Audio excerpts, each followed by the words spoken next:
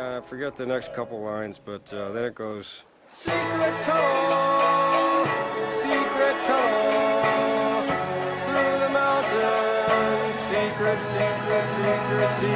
tunnel, yeah. And there we go. So, you have to do words. They're tricky. Not as tricky as you make them look. Oh, thank you very much. Wait. Good afternoon, handy viewers, as such. And you are... Oh, wow. Wow. As well. I'm leaving this in. Listeners, you too. Nice. Hello.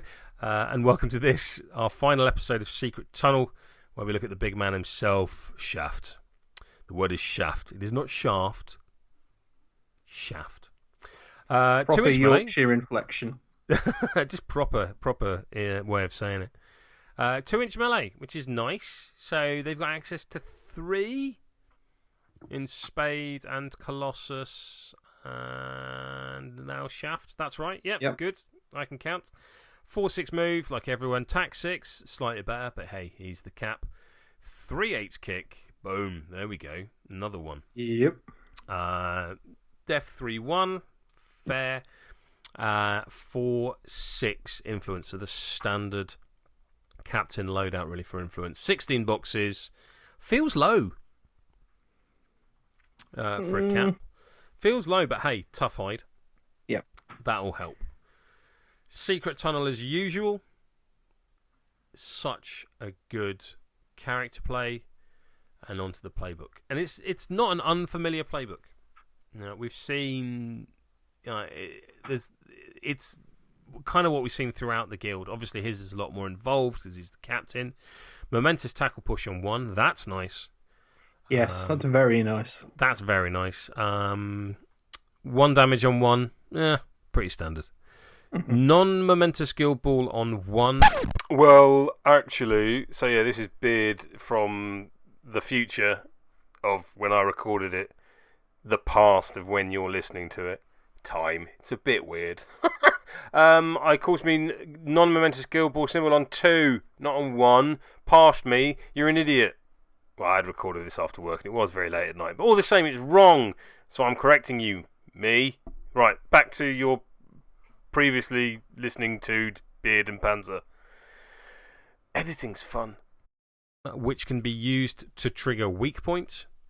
I like weak point. I like it a lot, I have to say. I really like it as a counter, so having it on 2 is good. Yeah.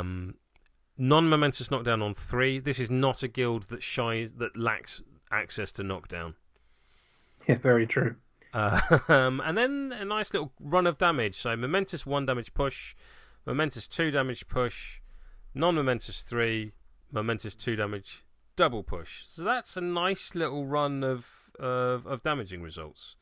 It kind of reminds me of like a mini ballista, who, he's got that momentous 2 damage double push on 3, which this guy has on 6. And then, alright, ballista goes up to 4 damage, but all the same.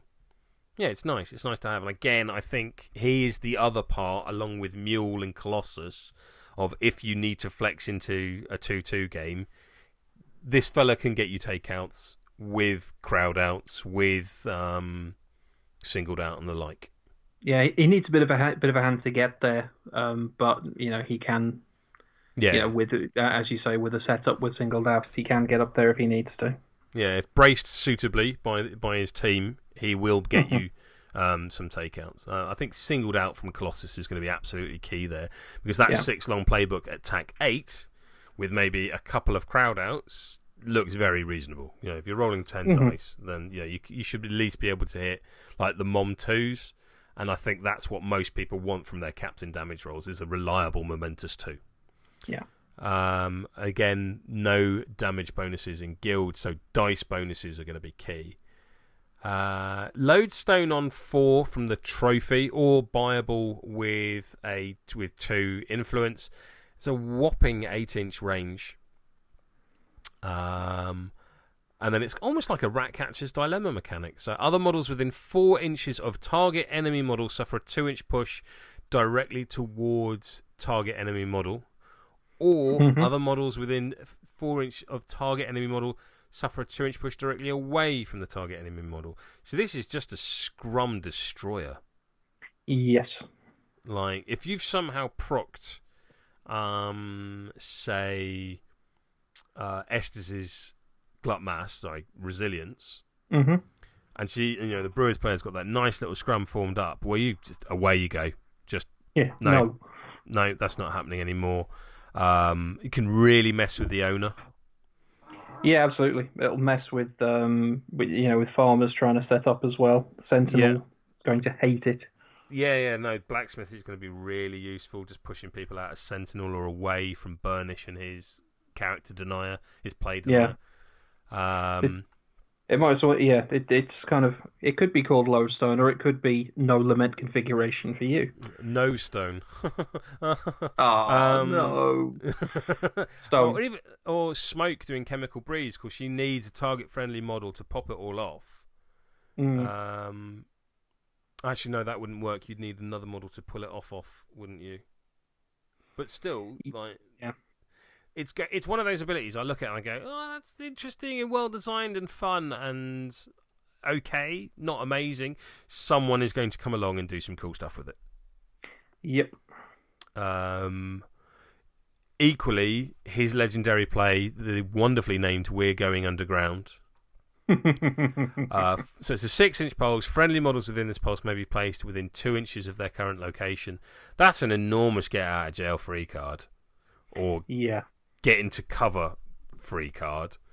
And as mentioned, I think when we talked about Fisher, her "You're Coming With Me" does not state during activation, and that is an abusable thing. And the way you abuse it is with "We're Going Underground." So I see this now. So if you've got a friendly model within this pulse, may be placed within 2 inches of their current location. Cool. So that's a 5-inch. That's a 2-inch place on a 50mm base. A 50mm, 2-inch, 50mm base. Fisher can then take Shaft with him or with her to place within the melee zone of Fisher. So you're going within an inch of Fisher. On the other side, that's lovely because all of a sudden you've catapulted Shaft miles forward. It's one of those things I need to sit down and do. Yeah, because you choose the order, don't you? So you can potentially dodge the player towards Fisher, then place the player towards Fisher, then place Fisher and place them again. Yeah. So it kind of reminds when you're playing like drafts or checkers or whatever you want to call it, and it gets to that point where you've not really been paying attention. Your opponent jumps over, just goes pop pop pop pop pop pop pop, jumps over 8 of your pieces, and then's got a queen stack at the other end, and you just kind of go, hey, wait, what?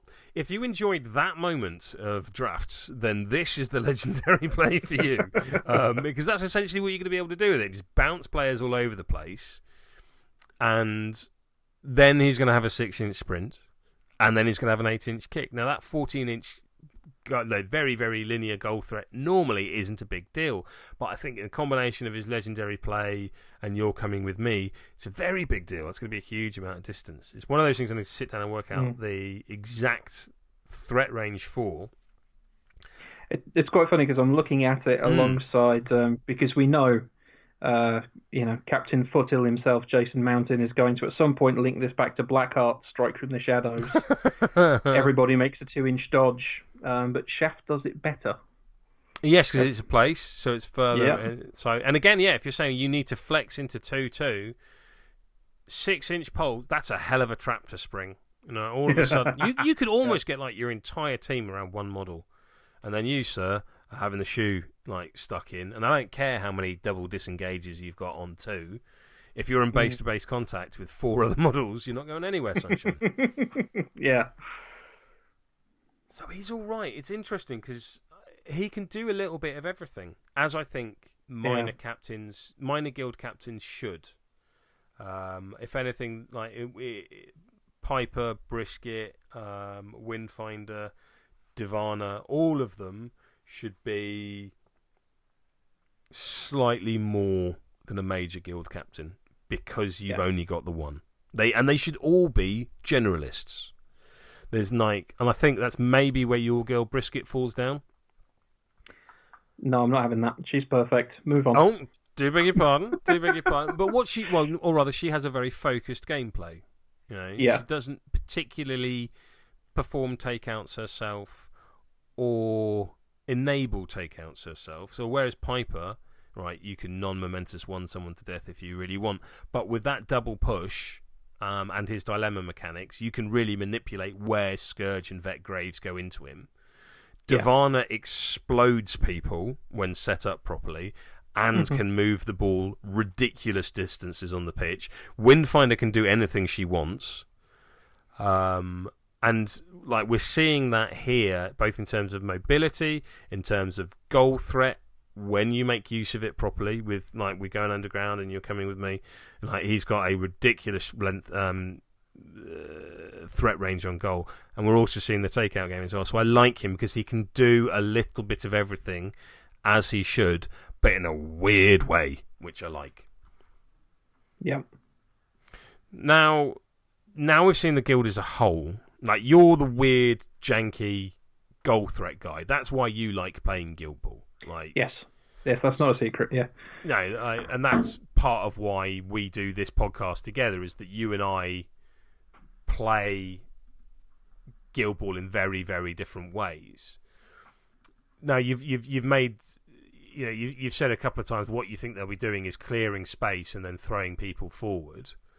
Now we've seen all 8 models as a whole. Like, what do you make of the guild? Where do you think they're going to sit? Like, miners, like, what do you think of them? I think they are, you know, like you want to see from your minor guilds. This is going to confuse the hell out of me. I swear this is why they did it. Minor guilds. Of course they did. Yes, and I'll You've take met that Matt out with Bryce tomorrow. Yeah. But yeah, they do legitimately have a completely different approach to the game to anybody else we've seen. Because, you know, I can't remember which player we were talking about when I said it, but that whole push players out of the way to get your goal runs is new. Nobody else does that. Everybody else goes around the opposition, not straight through the middle of them. Yeah. And looking at them in a vacuum without kind of having had them on the table yet, the fact that there's very little of their abilities are kind of target. So, for example, Sinkhole on Fisher is literally pick up all these models, move them over there, and then move your model and your striker away if you want to. Yeah. Fuse with Clear, there's no targeting going on there. Fuse under the lines again. There's no targeting. That ability to just push and completely wreck plans. It could be bananas. It really could. But equally, it might not, in practice, it might not be enough. Yeah. So it's like, because they are that new and what they do is that different, it's quite hard to judge them in a vacuum. It's interesting. As someone that doesn't play football, I want to be able to do a number of things against a footballing team when I'm playing my takeout teams. I want to be able to kill the ball effectively against them. Number one. The ball is an incredibly precious resource. They should not have it. In the miners box alone, 5 of the 6 models have a tackle on 1. And they are all momentous. And that is terrifying. Like, yeah. Whether I'm playing it as Brewers and hiding the ball on Scum and Mash, or whether I'm doing it as Morts and hiding the ball on Dirge or on Vet Graves, a momentous tackle on 1 is not to be sniffed at. A momentous tackle on 1 on 5 of the 6 players on the pitch is horrible. Like, that's a... Yeah. So killing the ball against these guys is going to be incredibly difficult as a result. Equally, Salvo's got a momentous tackle on 2. Colossus has a momentous tackle on 2. Every single one of these guys is an effective ball retrieval piece in melee.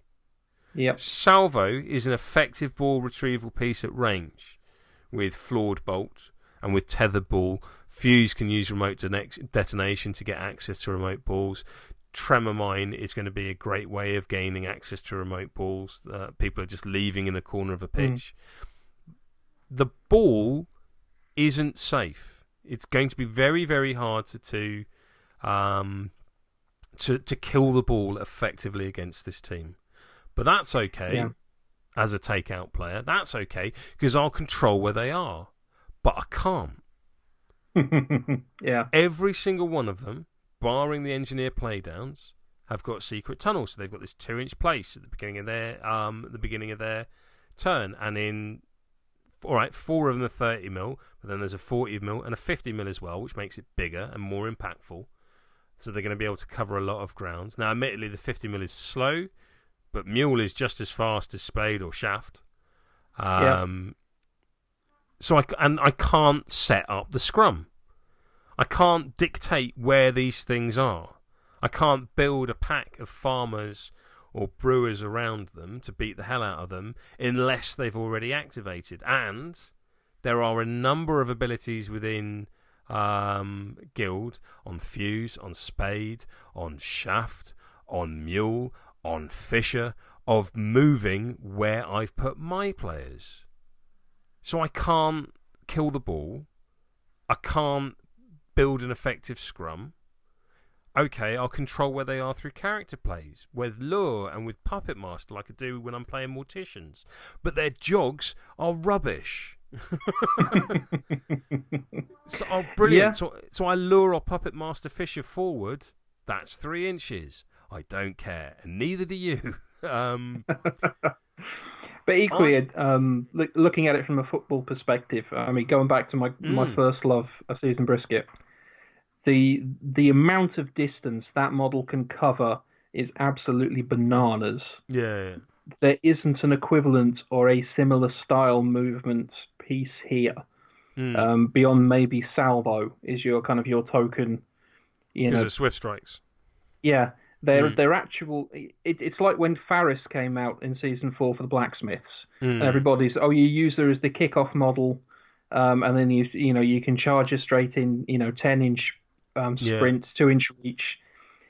Yeah, at which point my immediate counter was just put your model more than 10 inches away from the goalpost, and she can do absolutely nothing. They don't. Do they have? Yeah, they don't really have that super strong mist style kickoff piece. Yeah, and equally they can't. If you start the turn and they can't reach the goalpost, they still won't be able to by the end of it. Yeah. If you see what I mean. They can't get.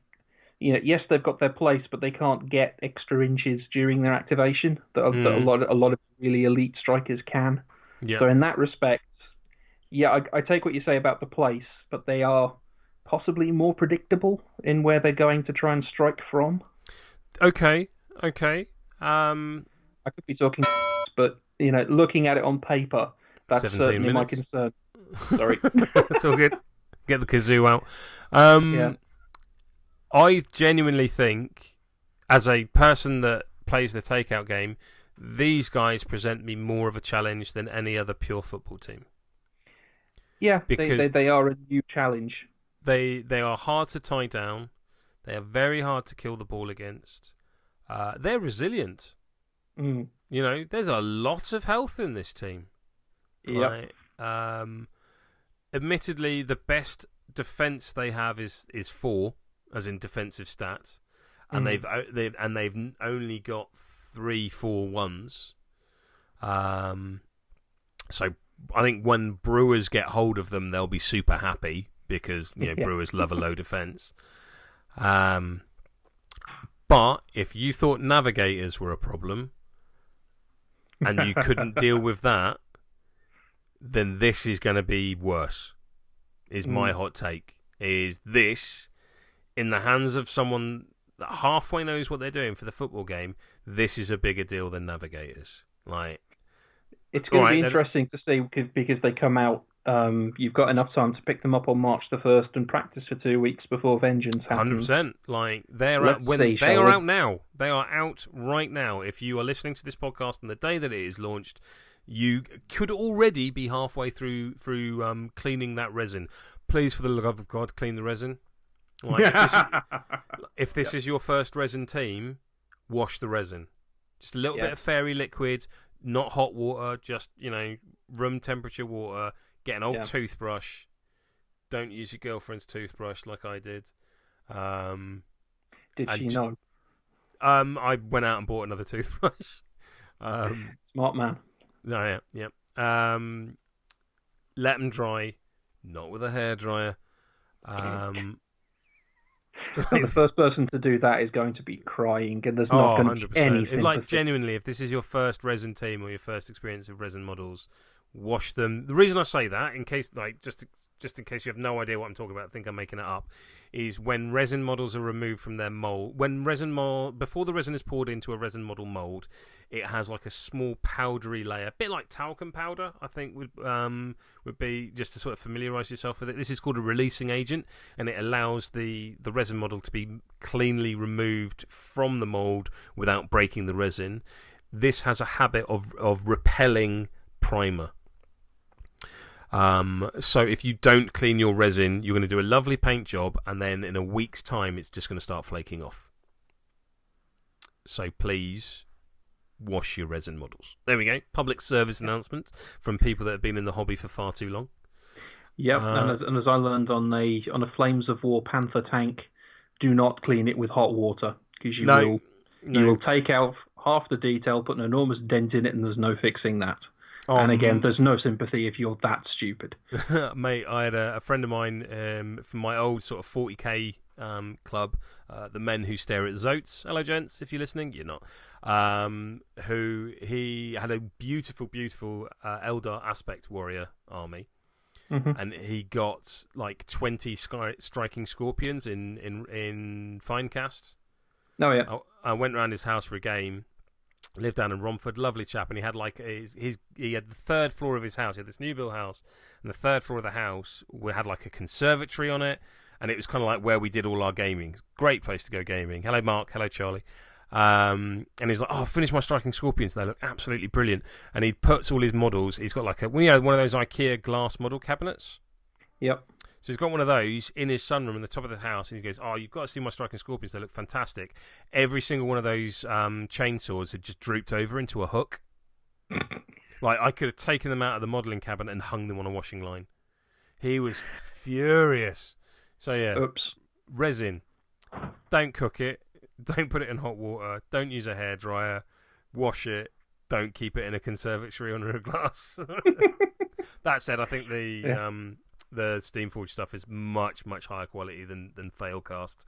But there we are. Yes. Be careful with it. It is fragile. Or it's more fragile than metal. Cool. So I think that's it for the Secret Tunnel series, looking into the 6 new models that have been brought along into the world of Guild Ball. I really like them, I have to say. I think they're going to fit very well into the meta. I think they're going to do a similar thing to Navigators, where they're going to very quickly power up the Snowflake report, if anyone's ever seen that I produce on Monday mornings when I can remember, by which I mean they will be more popular than Rats, than Order, certainly than Union, Falconers. Engineers. I think the time of recording, Navigators were 1 game played behind Engineers, so it'd be interesting to see on this coming Monday morning whether or not a minor guild overtakes a major guild, despite that weekend where Cameron Nurser faced off on the top table for the finals of Glory. Yeah, that was the one. Yeah. Great an event tournament in Coventry that we can't remember the name of. An event that is highly reputable, and I would highly encourage you to go to, because they guys run a brilliant event. And also over in the States, the Las Vegas Open, wasn't it? Yeah, it was won by an Engineers player as well. So Engineers certainly on the up. They're not terrible, as people have maligned them. I think unlike Engineers, these guys have I've always said that Engineers have a great plan. They have a great plan A. And when plan A starts to fall off, they don't have a great plan B. And I think these guys have a better plan B. Yeah, it'll be interesting to see.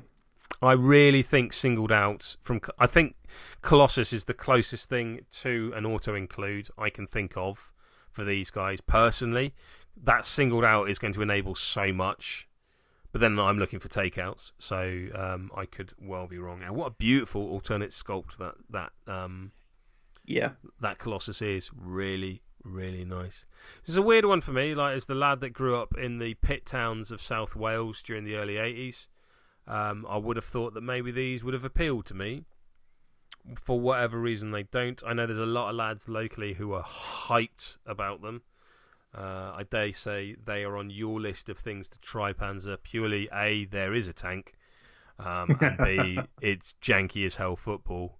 So I'd be interested to see how they do. So if you've picked them up or if you've taken them to Vengeance, do please let us know, either in the comments over on Buzzsprout or perhaps below in the doobly-doo if you're on YouTube, or just hit us up on Twitter. I'd love to hear how you're getting on with them.